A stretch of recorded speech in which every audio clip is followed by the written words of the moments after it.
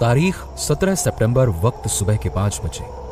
बेंगलुरु का Yelahanka railway factory का एक वीरान कोना, जहां इंसान की परछाई और अंधेरे में कोई फर्क नहीं होता। सूरज की पहली किरण फूटने वाली थी और अंधेरा धीरे धीरे दम तोड़ रहा था। पुष्पा पुष्पा पुष्पा पुष्पा पुष्पा पुष्पा पुष्पा पुष्पा। लगभग 50 साल का एक आदमी, जो कि रेलवे में एक मैकेनिक था, अपने कुछ औजारों के साथ उस यार्ड में आया। उसे एक पुरानी और जंग खाई हुई बोगी की मरम्मत करनी थी। वो बोगी के पिछले हिस्से पर टॉर्च की रोशनी मारता है। हाँ, बस ये आखिरी बोगी बची है, इसे ठीक करके सीधा 2 दिन की छुट्टी लूंगा। इस बार बीवी बच्चों के साथ कोयम्बटूर में खूब मजे करूंगा। अरे कितने दिनों से उनको घुमाया नहीं है। चलो देखें क्या है अपने पास। वो आदमी झोले से औजार निकाल बोगी की मरम्मत करने में जुट गया। हथौड़े की एक एक चोट उस वीराने में देर तक गूंजती रही, जैसे रात चीख चीख कर किसी का पता पूछ रही है। ये सब कुछ देर तक चलता रहा कि तभी अचानक से उसके ठीक पीछे वाली बोगी अचानक से अपने आप हिल उठी। वो आदमी एकदम से चौंक उठा। हाँ हाँ, किसी ने इंजन तो स्टार्ट नहीं कर दिया। अरे पर इस वक्त यहां तो किसी की ड्यूटी भी नहीं थी। वो देखता हूं। उस शख्स ने झांक कर इधर उधर देखा।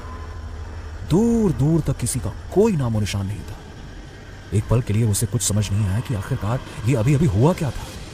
कुछ सेकंड आसपास देखकर वो वापस से अपने काम में जुट गया। लेकिन तभी अचानक से उस आदमी के ठीक पीछे वाली बोगी में एक बार फिर से हरकत हुई और उसे कुछ समझ नहीं आया कि आखिरकार ये सब हुआ क्या अचानक से। कौन है? कौन है? कौन उधर? कौन है? ये क्या चक्कर है? इंजन के अंदर तो कोई है भी नहीं। अरे तूफान भी आ जाए तो भी ट्रेन इतनी आसानी से हिल नहीं सकती। फिर आखिरकार ये इतनी ताकत है किसमें जो पूरी की पूरी बोगी को हिला दे? उस आदमी को वाकई में कुछ समझ नहीं आ रहा था। वो अपनी ही सोच में डूबा हुआ था कि अचानक से ट्रेन के इंजन की हॉर्न की आवाज चीख उठी। वो शख्स एक बार फिर से चौंक गया। ट्रेन के पहिए अचानक से आगे बढ़ने और इससे पहले कि वो कुछ कर पाता, उसके ठीक पीछे वाली बोगी उसकी ओर तेजी से बढ़ती गई और उस आदमी के संभलने से पहले जैसे एक जोर से टक्कर मारी। ट्रेन की उन 2 बोगीज के बीच वो आदमी दब गया। खून के फब्बारों से जमीन सुर्ख लाल हो गई। उसे एक ऐसी दर्दनाक मौत मिली कि वो बेचारा ठीक से चीख भी ना सका। सूरज की रोशनी में खून से सनी बोगी चमचमा रही थी। 17 अक्टूबर रात के 3 बज रहे थे।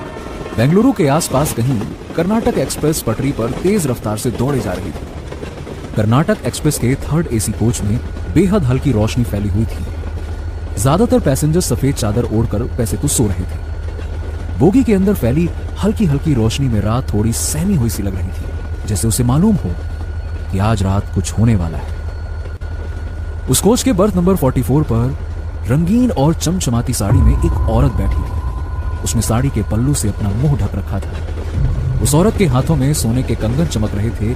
उसके गले में चांदी की एक मोटी चेन लटक रही थी और देखने में ऐसा लग रहा था कि मानो वो कोई नई नवेली दुल्हन हो।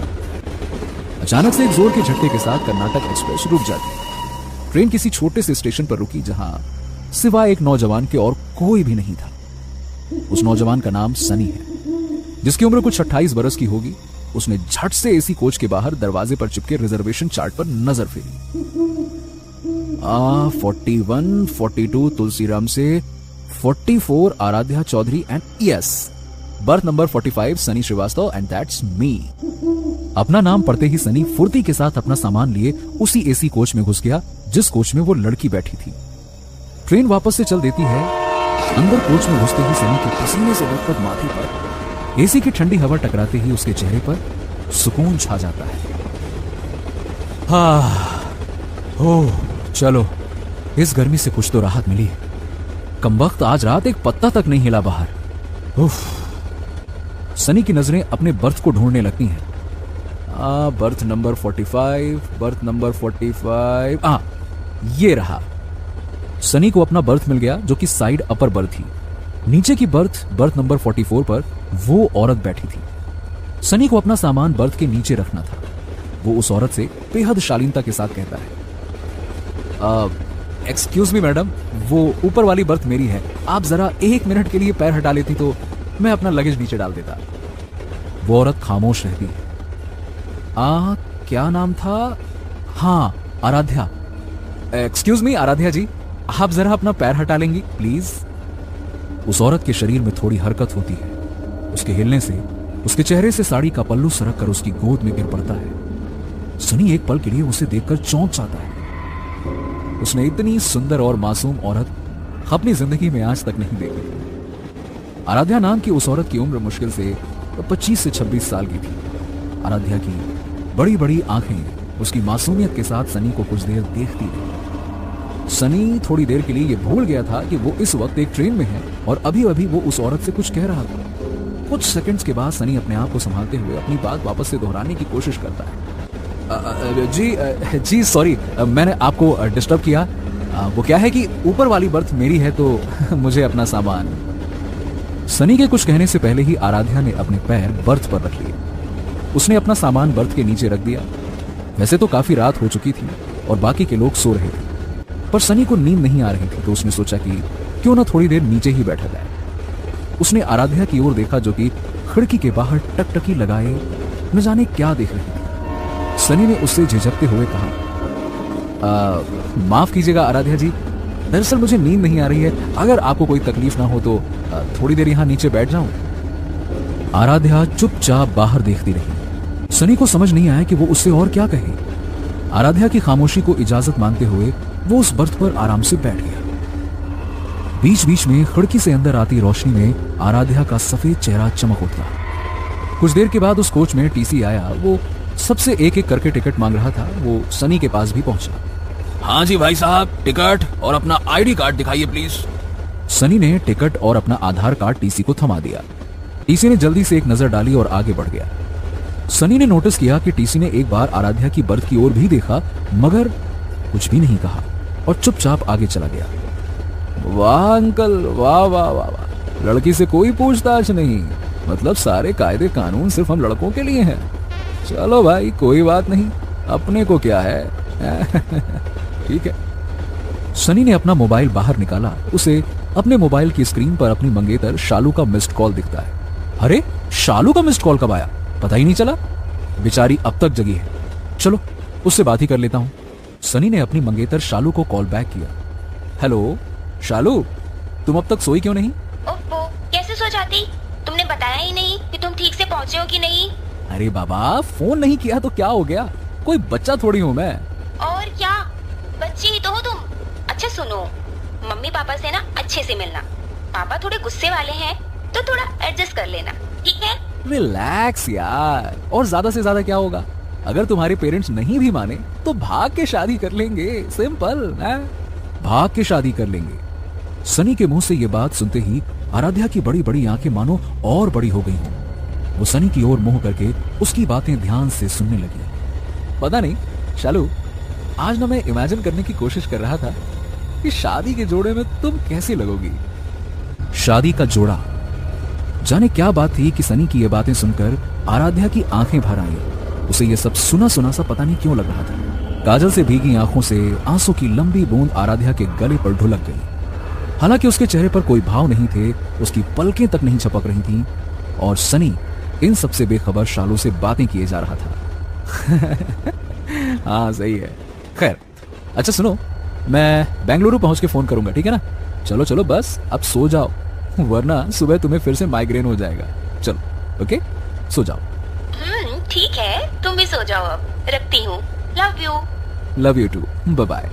सनी ने फोन रख दिया और उसकी नजर आराध्या पर पड़ी, जो कि उसे लगातार घूर रही थी। काजल से घुलकर आंसू की एक लंबी बूंद उसके गले पर अभी भी चिपकी हुई थी। सनी ने मुस्कुराते हुए आराध्या से कहा, ओह माफ कीजिएगा अगर मेरी वजह से आपको परेशानी हुई हो। एक्चुअली क्या है ना कि असल में मेरी मंगेतर का फोन था। थोड़े टाइम के लिए भी कहीं चला जाता हूँ ना तो बेचारी अपसेट हो जाती है। बाय द वे, हम दोनों अगले ही महीने शादी करना चाहते हैं और मैं बेंगलुरु उसके पेरेंट्स के पास जा रहा हूँ उसका हाथ मांगने। आई होप कि सब कुछ ठीक रहेगा। आराध्या चुपचाप टकटकी लगाकर बिना पलक झपकाए उसे देखती रही। एक पल के लिए सनी को लगा कि कहीं वो गूंगी तो नहीं, पर फिर सनी ने उससे बात करने की आखिरी कोशिश की। Just wish me luck. वैसे आप भी बेंगलुरु जा रही हैं? इससे पहले कि सनी कुछ और पूछ पाता, अचानक से ट्रेन एक सुरंग में घुस गई।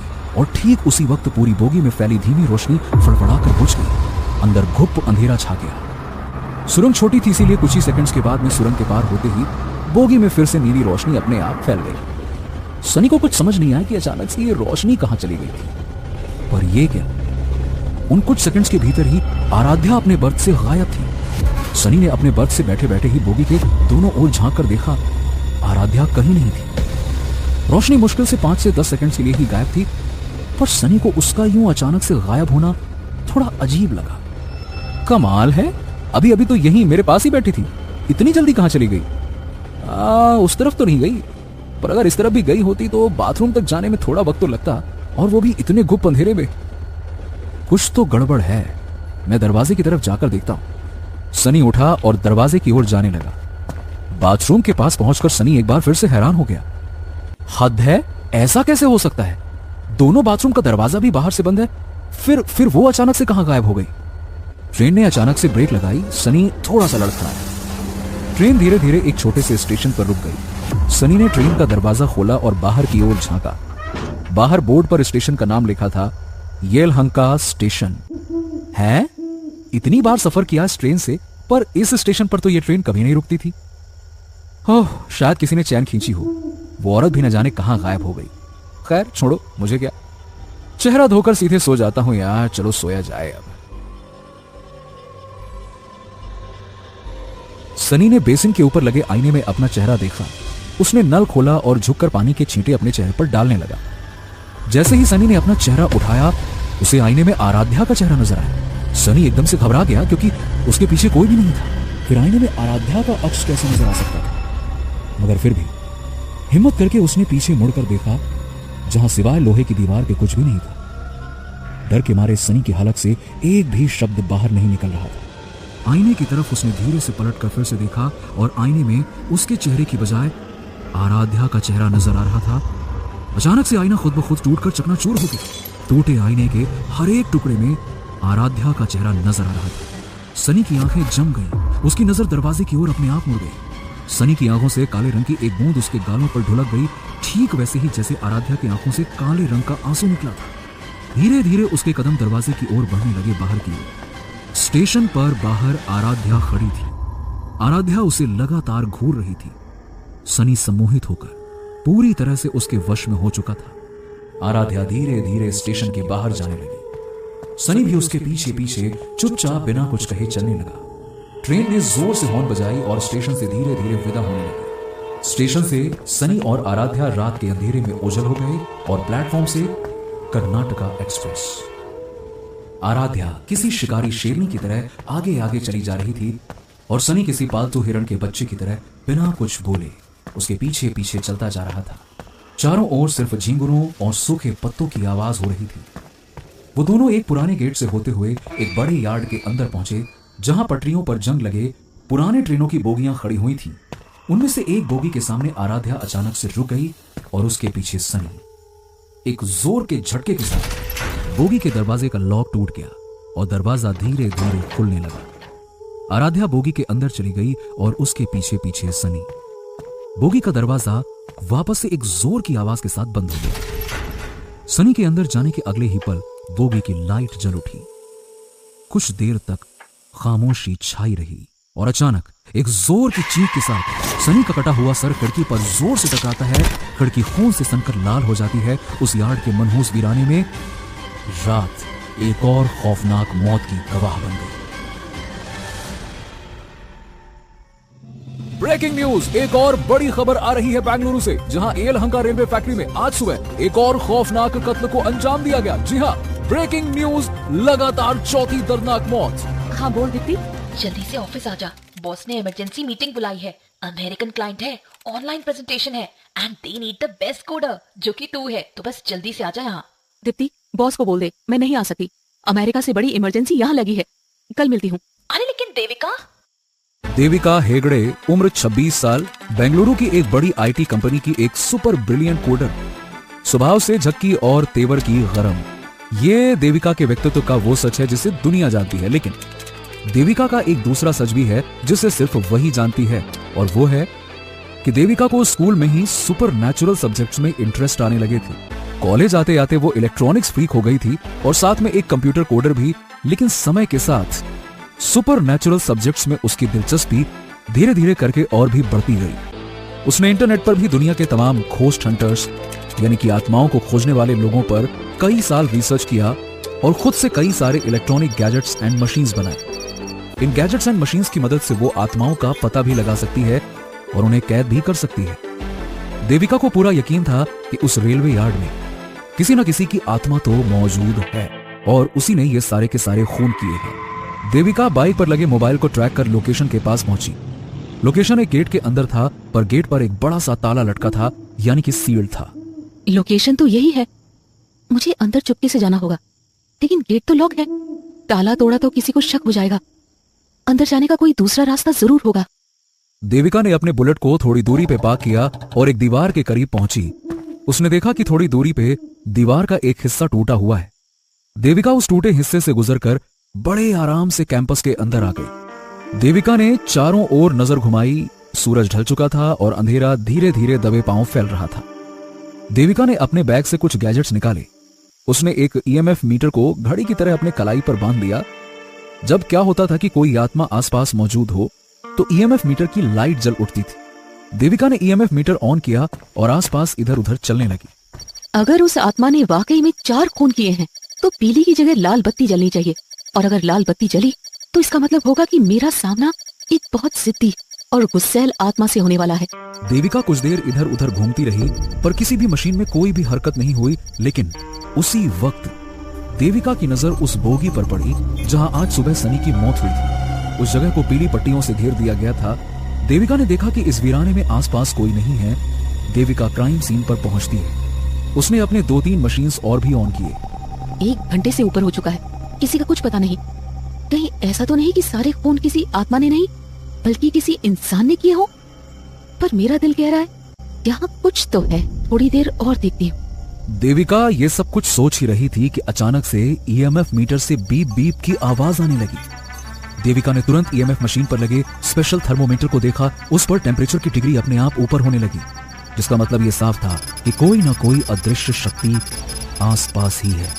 देविका का अंदेशा बिल्कुल सही था। उसी वक्त ईएमएफ मीटर की सुई भी हिलने लगी और एकदम से लाल बत्ती जल उठी। देविका ने जैसे ही आत्मा को कैद करने की बात कही, उसकी मशीन अचानक से बंद हो गई। ये क्या, इसे क्या हो गया? इससे पहले कि देविका कुछ समझ पाती, अचानक से थर्मोमीटर का टेम्परेचर बेहिसाब बढ़ने लगा और उसमें आग लग गई और मशीन देविका के हाथ से नीचे गिर गई।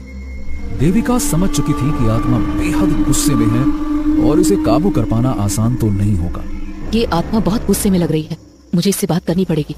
देविका झट से अपने साइड बैग से एक दूसरी मशीन निकालती है। एक छोटे से रेडियो से देखने वाले उस मशीन में देविका अलग अलग फ्रिक्वेंसी पर जाकर आत्मा से बात करने की कोशिश करती है। सुनो, अगर तुम मुझे सुन पा रहे हो तो मुझसे बात करो। मैं तुम्हें कोई नुकसान नहीं पहुंचाऊंगी, मैं वादा करती हूँ। मैं बस तुमसे बात करना चाहती हूँ। अचानक रेडियो से कुछ अजीब सी आवाजें आने लगी। देविका उस सिग्नल की दिशा में आगे बढ़ने लगी। जैसे जैसे वो आगे बढ़ रही थी, आवाज और धीरे धीरे करके साफ होती गई। तभी देविका के कानों में एक आवाज टकराई और वो आवाज किसी और की नहीं बल्कि आराध्या की थी। चली जा, चली जा। देविका ने गहरी सांस भरी। चली जाऊंगी, लेकिन उसके पहले तुम्हें मुझे ये बताना पड़ेगा कि तुम लोगों को मार क्यों रही हो और उन लोगों ने तुम्हारा बिगाड़ा क्या था। चली जाओ, वरना तुम्हें भी मार डालूंगी। आराध्या की रूह गुस्से में गुर्रा रही थी, पर देविका ने भी हिम्मत दिखाई। कहा ना चली जाऊंगी, लेकिन बस एक बार तुम्हें देखना चाहती हूँ। नाम क्या है तुम्हारा? देविका के ये पूछते ही आराध्या की आवाज अचानक से खामोश हो गई। कुछ सेकंड्स के बाद सामने पटरी पर खड़ी दूसरी बोगी का दरवाजा खुला और जोर की आवाज के साथ वो धीरे धीरे खुलता गया और बोगी के अंदर की सारी बत्तियां जल उठती हैं। ये आराध्या का देविका को इशारा था। वो उसे बोगी के अंदर बुला रही थी। देविका समझ गई। उसने अपना बैग उठाया और छोटे छोटे कदमों के साथ बोगी के अंदर आ गई। देविका के बोगी के अंदर आते ही दरवाजा जोर से बंद हो गया। देविका आराध्या का सामना करने को तैयार थी। तभी अचानक से मशीन खुद से आवाज करने लगी। देविका समझ गई कि उसके पीछे कोई है। वो धीरे से पीछे की ओर मुड़ी। सामने आराध्या खड़ी थी। दोनों के बीच मुश्किल से 1 फीट का फासला था। देविका आराध्या को देख रही थी, जो कि बेहद मासूम और खूबसूरत थी। समझ नहीं आ रहा था देविका को कि आखिरकार वो लोगों को मार क्यों रही थी। देविका ने जैसे ही उससे बात करना चाहा, आराध्या जोर से चीखी और देविका को एकदम से धक्का दे दिया। देविका झटक कर दूर जा गिरी और उसके कंधे से उसका बैग भी जमीन पर गिर पड़ा। इससे पहले कि देविका अपने आप को संभाल पाती, आराध्या उस पर लगातार हमला करती रही। देविका ने चीख कर कहा, देखो, तुम्हें ये सब करने की जरूरत नहीं है। तुम मुझे मजबूर कर रही हो। मेरी बात मानो और शांत हो जाओ। मुझसे बात करो। आराध्या की रूह ने देविका की एक न सुनी और उसे इधर उधर पटकती रही। देविका के सर से खून बहने लगा। उसे बहुत जोरों का गुस्सा आया और गुस्से में वो तेजी से आराध्या की ओर बढ़ी, पर इससे पहले कि देविका कुछ कर पाती, आराध्या ने अपने हाथों से देविका की गर्दन को जोर से पकड़ लिया। देविका तड़प उठी। आराध्या की पकड़ धीरे धीरे और कसती जा रही। उसने देविका को एक हाथ से हवा में उठा लिया। देविका की सांसें जैसे टूटने से लगी। उसके माथे की नसें तन गई। देविका के पास अब कोई चारा नहीं बचा था। उसने साइड बैग में लगे मशीन के बटन को दबा दिया और बटन के दबाते ही एक बहुत पतली सी और तीखी सी आवाज बोगी में फैल गई। आराध्या की आत्मा कांप उठी। बोगी के सारे शीशे एक एक करके टूटने लगे। आराध्या की आत्मा तड़पते हुए चिल्लाते हुए बोली, बंद करो इसे। मैं और बर्दाश्त नहीं कर पाऊंगी। इसे बंद करो। मैं हाथ जोड़ती हूँ। तुम जो कहोगी मैं वैसा ही करूंगी। बंद करो इसे। ये सुनते ही देविका को आराध्या के ऊपर थोड़ा तरस आया और उसने वो मशीन बंद कर दिया। आराध्या की आत्मा ने समर्पण कर दिया और अगले ही पल देविका उसके चंगुल से आजाद हो गई। आराध्या की आंखों से काजल आंसू में घुलकर उसके गालों पर ढुलक गए। आराध्या अब बात करने को तैयार थी। मेरा नाम आराध्या चौधरी है। उस रात मैं बहुत खुश थी क्योंकि मेरी शादी होने वाली थी उससे, जिसे मैं पागलों की तरह प्यार करती थी। लेकिन हमारे घर वाले राजी नहीं थे। मैं घर से भाग के कोर्ट में शादी करने वाली थी। 17 जून की रात मैं कर्नाटका एक्सप्रेस से बेंगलोर जा रही थी, जहाँ पे मैं और अनिल शादी करने वाले थे। मैं खुश जरूर थी कि अगले दिन से मेरी जिंदगी बदलने वाली थी, पर मैं थोड़ी घबराई भी हुई थी क्योंकि मेरा भाई पुलिस में है और बहुत गुस्से वाला भी। मैं बहुत हिम्मत करके घर से भागी थी। बल्कि सच कहूँ तो जिंदगी में पहली बार मैं ट्रेन से अकेले सफर कर रही थी। फिर किसी छोटे स्टेशन पर ट्रेन रुकी। 50 की उम्र का एक आदमी बैग लिए मेरी बोगी के अंदर आया। मेरे ठीक ऊपर की बर्थ उसकी थी। मैं मासूम थी। दुनियादारी की कोई समझ नहीं थी मुझ में। मुझे वो आदमी बेहद शरीफ लगा। वो मेरी तरफ देखकर मुस्कुराया। मैं भी उसे देखकर मुस्कुराई। उसकी उम्र मेरे पापा की जितनी होगी। थोड़ी देर में हम दोनों बात करने लगे। मैं उसे अंकल कह के बात करने लगी। पता नहीं क्यों मुझे उस आदमी पर भरोसा हो चला था। मैंने उसे सारी बात बता दी कि मैं घर से भागकर बेंगलोर जा रही हूँ और कोर्ट में शादी करने वाली हूँ। उस आदमी ने कहा कि वो वकील है और वो हम दोनों की मदद करेगा। उसने मुझे ये कहकर डरा दिया कि हो सकता है कि बेंगलोर में मेरा भाई मुझे और अनिल को पकड़ ले। अगर मेरे भाई ने हम दोनों को पकड़ लिया तब वो हमारी मदद नहीं कर पाएगा। उसने अपनी जिंदगी में ऐसे कई सारे केस देखे हैं। मैं बहुत डर गई थी। फिर उसने कहा कि आके ये लंका स्टेशन के पास उसकी बेटी का ससुराल है। आज रात मैं वहीं रुक जाऊं और अगले दिन वो आदमी किसी दूसरे कोर्ट में हमारी शादी करा देगा, क्योंकि ये लंका में वो बहुत लोगों को जानता है। मैं उसकी बातों में आ गई और हाँ कर दिया। ये मेरी जिंदगी की सबसे बड़ी और आखिरी भूल थी। उस आदमी ने चुपके से ट्रेन का चेन खींचा और ये लंका स्टेशन के पास ही ट्रेन रुक गई। मैं अपना सारा सामान लेकर उस आदमी के साथ उतर गई। रात का वक्त था और चारों तरफ बड़ी हल्की रोशनी थी। थोड़ी देर साथ चलने के बाद पर उसने हंसकर मेरी बात टाल दी और बस चलते रहने को कहा। मैं बस 2 कदम बढ़ी ही थी कि अचानक उस आदमी ने पीछे से मेरा मुंह अपने हाथ से दबा दिया। उसने एक झटके में मेरी सोने की चेन मेरी गर्दन से निकाल ली। मैंने चिल्लाने की कोशिश की, पर वो काफी ताकतवर था। मैंने जोर से अपना दांत उसके हाथों में गाड़ दिया। वो दर्द से चीख उठा। मैंने भागने की कोशिश की, पर उससे तेज नहीं भाग पाई। उस आदमी ने मुझे फिर से पकड़ लिया। मैं डर के मारे जोर जोर से चीखने लगी। उस आदमी को गुस्सा आया और वो मेरा गला दबाने लगा। मेरा दम घुटने लगा। कुछ सेकंड के अंदर मेरी मौत हो गई।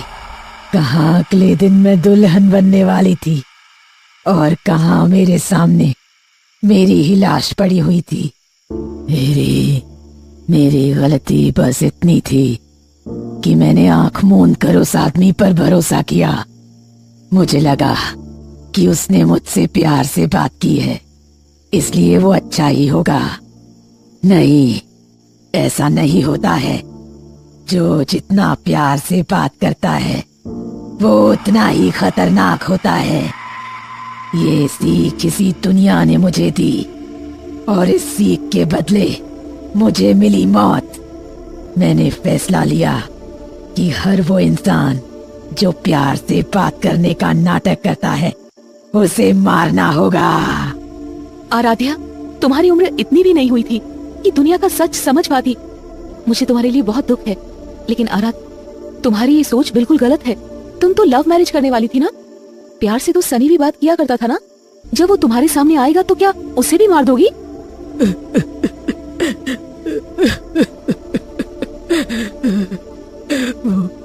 वो बेचारा अनिल, मैं चाहती हूँ कि अनिल आज भी मेरा इंतजार कर रहा होगा।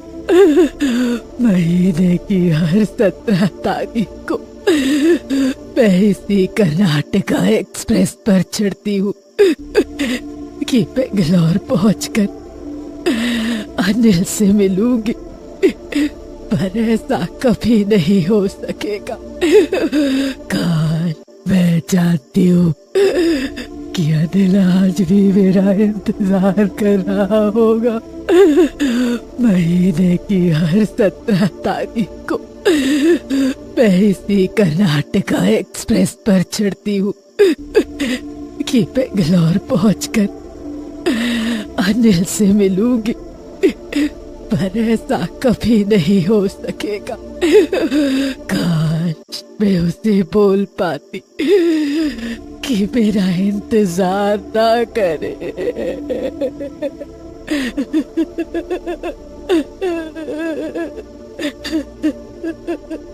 क्या तब शांत हो जाओगी? लोगों को मारना बंद कर दोगी? मतलब मैं तुम्हारा मैसेज अनिल को पहुंचा दूंगी। तुम? मगर ऐसा कैसे होगा? इस मशीन में तुम्हारी आवाज रिकॉर्ड हो जाएगी, फिर तुम्हारा मैसेज अनिल को दे दूंगी। It's my promise. लेकिन तुम्हें वादा करना होगा कि तुम अब किसी को नहीं मारोगी। वादा करती हूँ।